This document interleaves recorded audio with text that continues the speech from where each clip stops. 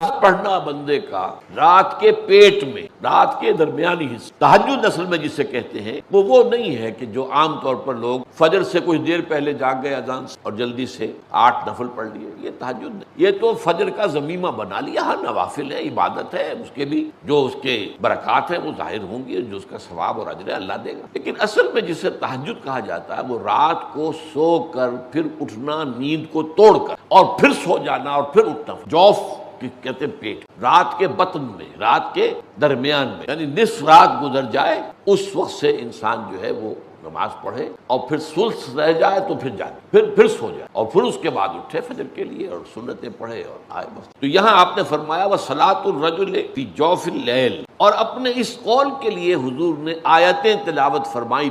وہی دو آیت، یہاں یہ سورہ سجدہ کی آیت نمبر 16 اور 17 ہے۔ تتجافى جنوبهم عن المضاجع، اللہ تعالیٰ اپنے خاص محبوب بندوں کی یہ صفات بیان کر رہا ہے کہ ان کے پہلو اپنے بستروں سے علیحدہ رہتے ہیں، رات کے وقت جاگتے، بستر پر لیٹیں گے تو سو جائیں گے۔ تتجافى جنوبهم عن المضاجع يدعون ربهم خوفا وطمعا، وہ اس وقت اپنے رب کو پکارتے ہیں دعائیں کر، خوف کے ساتھ بھی، اس کے مواخذے کا خوف، اس کے عذاب کا خوف، اس کی باس پرس کا خوف، اس کی ناراضی کا خوف، جہنم کا خوف، وطمعا، اور طمع کس کی؟ اللہ راضی، اللہ کے اجر و ثواب کی بھی طمع ہے، لیکن سب سے بڑی طمع کیا ہے؟ اس لیے سب سے اونچا مقام یہی، رضی اللہ عنہم ورضوا عنہ، اللہ ان سے راضی ہو گیا، وہ اللہ سے راضی، یہ باہمی رضا ہے، بندہ اپنے رب سے راضی رہے، وہ ہے کہ تسلیم و رضا، جو بھی دنیا میں آ رہا ہے اس پر شکوہ، اللہ کا شکوہ زبان پر جو بھی آ رہا ہے وہ میرا مولا ہے، آقا ہے، دوست، میرا خیر خواہ ہے، اسے معلوم ہے کہ اس شر کے پیچھے کون سا خیر آ رہا ہے، مجھے کیا پتا، مجھے تو شر نظر آ رہا ہے، خیر تو نظر نہیں آ رہا، اس لیے فرمایا گیا